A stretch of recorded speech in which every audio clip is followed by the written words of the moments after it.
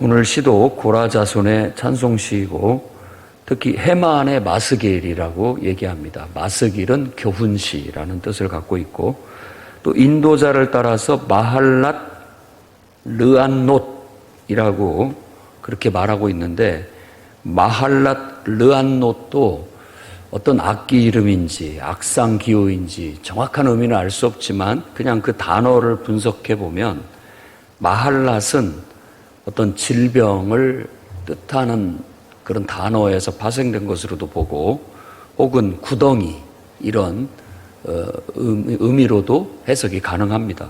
그리고 르안롯은 참회의 노래 뭐 이런 의미를 갖고 있습니다.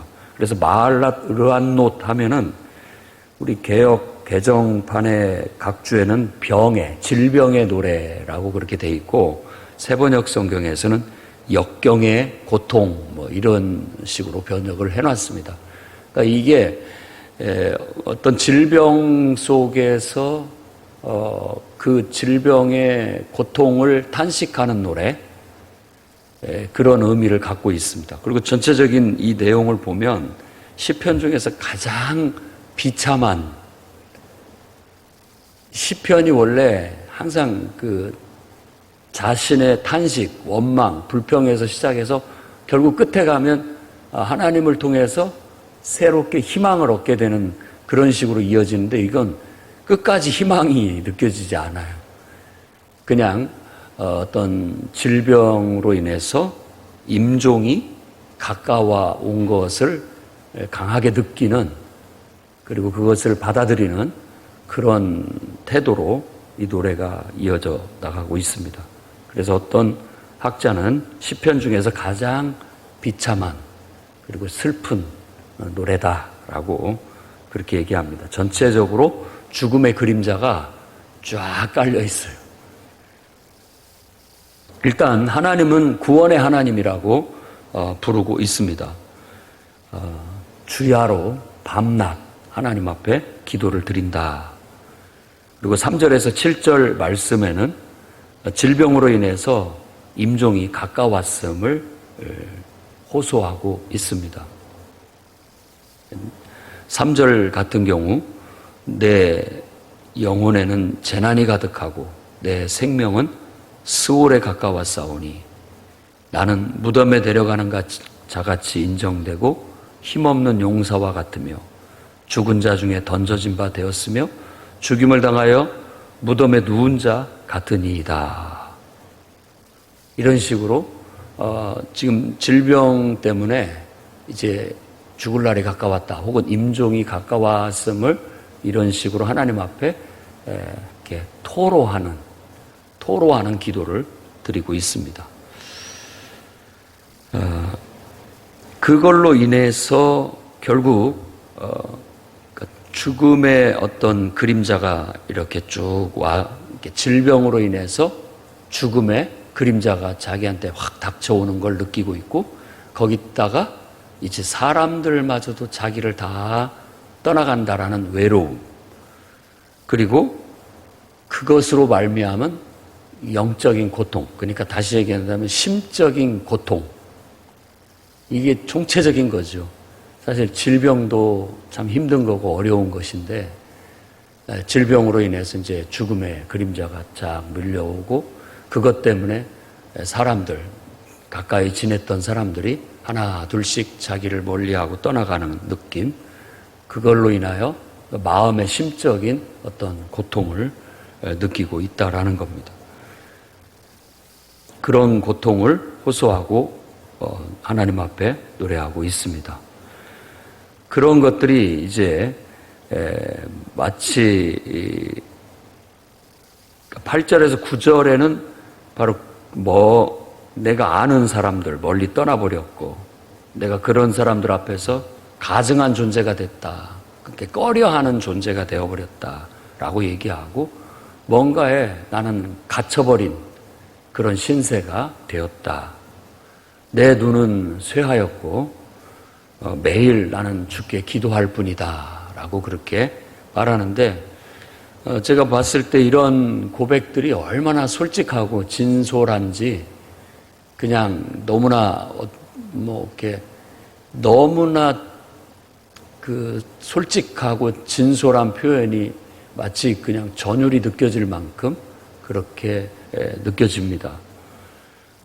이만큼 그런 상황 속에서 자신의 감정과 자신의 느낌과 이런 것들을 솔직하게 피력한다라는 것은 아마 정말 하나님 앞에 참된 기도가 이런 게 아닐까 싶을 정도예요. 참된 기도는 내 자신에 있는 그대로를 하나님 앞에 토로하고 고백하고 표현하면서 하나님과 소통하는 겁니다. 자기를 있는 그대로 말할 수 있고 자기의 감정을 있는 그대로 표현할 수 있는 것은 아주 훌륭한 겁니다. 진솔한 거고 그로 인해서 하나님이 듣든지 안 듣든지 내 솔직함을 고백하는 거고 또 표현함으로써 하나님과 소통하는 거예요. 사도 바울도 눈에 가시가 있었죠. 그가 처음 예수 그리스도를 만났을 때 다메섹 도상에서 말해서 그 강한 빛을 보고 땅에 쓰러져게 됐고 눈을 보지 못했어요.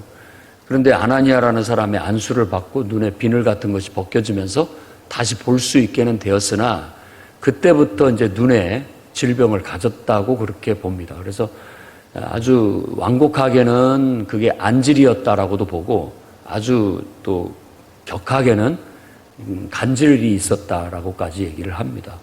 가끔가다 이렇게 경련을 일으키고 쓰러지는 그런 것도 있었다고 하죠. 그걸 하나님께서 치료해달라고 진솔하게 하나님 앞에 기도를 드렸지만 하나님께서는 내 은혜가 내게 족하다라고 그랬던 거예요. 그러니까 정말로 그것 때문에 너무 힘들다, 고통스럽다, 어떤 솔직하고 진솔한 자신의 바램을 하나님 앞에 아랬지만 하나님은 그것을 들어주시지 않고 내 은혜가 되게 족하다. 어떻게 보면 그것은 네가 안고 살아라 라고 그렇게 응답을 해줬을 때 3번 기도하고는 이건 하나님께서 나에게 사단의 가시를 주셔서 나로 자만하지 않게 하시려고 주신 것이구나 하고 그걸 안고 사는 겁니다. 우리도 우리 인생의 어떤 질병 그리고 또 죽음의 그림자 또 그와 같은 죽음의 그림자 같은 인생의 어떤 사건들, 일들이 주어졌을 때 하나님 앞에 사실 솔직하게 내 감정과 내 마음을 토로하면서 기도할 수 있어야 됩니다. 그래야 우리 영혼이 숨을 쉬고 사는 겁니다. 그걸 또 말도 못하고 산다라는 건, 표현도 못한다라는 것은 정말로 고통스러운 일일 수 있어요. 우리가 죽어가는 겁니다. 오히려. 그런데 신 앞에, 사람 앞에서는 그걸 못한다 할지라도 나를 창조하신 창조주 앞에 있는 그대로를 토로할 수 있다는 건 축복이고 어떻게 보면 위로고 위안이고 나 자신을 받아들임이고 나 자신을 위로함이고 어떻게 보면 나 자신을 이렇게 쓰다듬는 행위와 같은 거예요. 그러니까 이건 복된 것이라고 볼 수 있습니다. 짙게는 죽음의 그림자가 서려 있지만 오히려 그런 상황에 질병으로 인하여 죽어가는 사람이 스스로를 쓰다듬고 스스로를 받아들이고 있는 그런 모습인 것 같아서 어떻게 보면 더 비참하고 더 슬픈 그런 찬송이 아닌가, 그런 시편이 아닌가 싶습니다.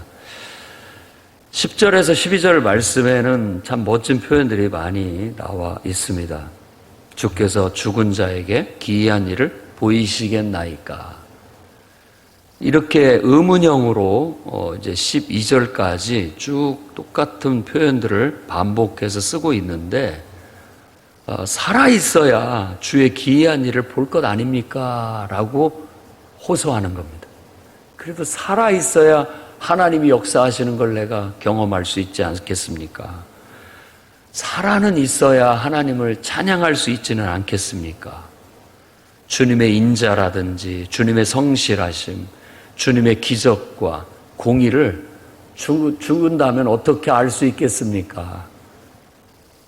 그렇게 얘기하는데 어떤 죽음이라는 것을 상당히 멋진 표현으로 많이 써서 얘기합니다. 멸망 중에 혹은 흑암 중에 이즘의 땅, 특히 이것은 아주 멋진 시적 표현이라고 할 수 있죠.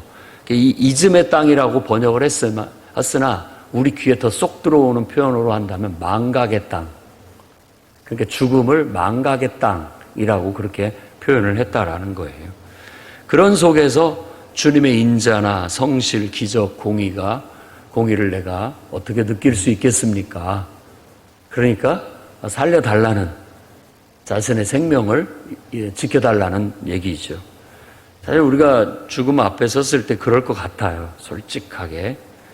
저도 뭐 그런 경험을 해보지 않았기 때문에 모르겠습니다만은 누구나 이런 감정, 이런 느낌이 아닐까 싶습니다. 그러나 이런 기도 속에서 우리가 죽음을 맞이한다면 저는 주님의 인자와 성실과 그분의 공의와 그러니까 하나님의 사랑 안에 그것이 잊혀질 것 같고 끊겨질 것 같지만 오히려 더 깊은 하나님의 사랑 속으로 하나님의 그 정말 더 깊은 관계 속으로 그 속에서 깨어나리라고 저는 확신합니다. 그렇게 우리가 맞이할 수 있었으면 좋겠습니다. 어떻게 보면 임종기도 그런 비슷한 느낌을 받게 합니다. 그 다음에 13절에서 18절에 다시 또 하나님 앞에 단식하며 기도하는 내용입니다. 왜 내 영혼을 버리셨습니까? 왜 제게 끝까지 주님의 얼굴을 숨기십니까? 왜 내게 나타나주지 않으시냐는 그런 말이죠. 내가 어릴 적부터 고난당하여 죽게 생겼습니다, 지금.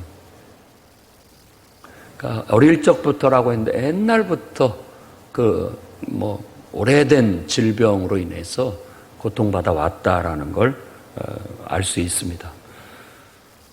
내가 주님의 이 진노하심에 당황하였습니다.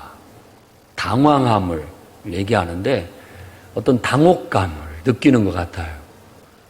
당혹감. 죽음 앞에서의 당혹감. 그리고 주께서 나의 사랑하는 자, 또 친구 다 떠나게 하셨고 내가 아는 자 모두 흑암 중에 두셨다라고 하면서 다시 한번 질병으로 인한 죽음의 그림자의 드리움, 그리고 외로움, 그리고 심적인 고통을 탄식 섞인 기도로 호소하고 있으면서 끝이 나게 됩니다.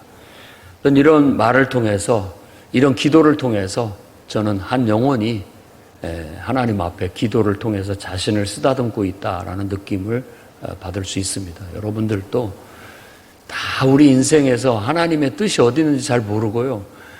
또 우리 기도를 다 들어주시기를 우리는 늘 바라지만 때로는 바울에게 응답하신 것처럼 내 은혜가 내게 족하다. 그만하면 됐다라고 그렇게 또 하셔서 자신을 받아들이게 하고 어떤 또 부정적인 것도 심지어 죽음까지도 질병까지도 받아들이게 하시는 것이 또 하나님의 뜻인 것 같아요. 근데 그걸 받아들이고 보면 어떤 의미에서 평안함, 위로, 그렇구나 받아들이게 되는 그런 기도가 이런 기도가 아닌가 싶습니다. 그래서 성경이 진리라는 게 다시 한번 느껴져요. 왜냐하면 그냥 무조건 좋은 말만 해주지 않거든요.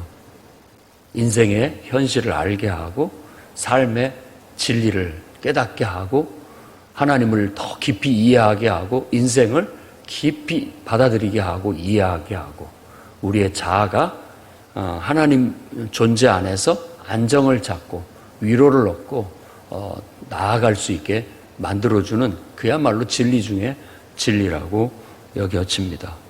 여러분들도 죽음의 그림자가 드리울 때 그럴 때도 기도의 끈을 놓치지 않는 그런 믿음의 사람들로 성숙해 가시기를 주의 이름으로 축원합니다.